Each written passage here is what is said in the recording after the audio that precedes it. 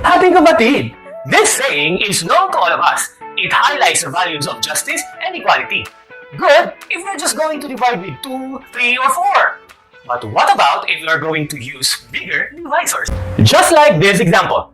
A very generous multinational company is giving 4,000 tablets for educational purposes to San Roque district. If there are 9 schools in this district, how are we going to distribute the tablets proportionately? Here in this problem, we are not going to divide 4,000 directly by 9 because that does not fit the word proportion.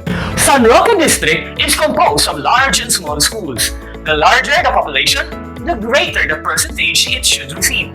That is why, in today's episode in MATHagumpay, we are going to discuss about apportionment to cater this problem. Together, let us make this college subject, Applied Mathematics, child-friendly.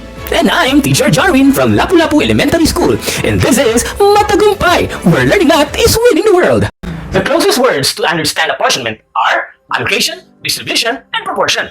The origin of this word can be traced back to 1790 in the United States of America, where electoral seats have to be distributed accordingly to the states they represent.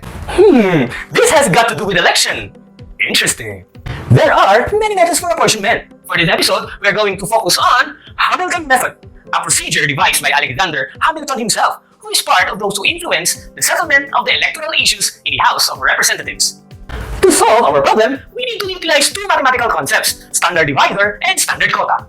The standard divisor is the result when we divide the total number of population by the number of objects to be apportioned. Here, 12,771 divided by 4,000 is 3.19275. The standard quota is the result when we divide the population of the particular group being apportioned by the standard divisor. In our case, we divide each row of population by the standard divisor and get these values. In this column for the quotas, we round down the values, not rounding off, but rounding down, which means we cut off the decimal part.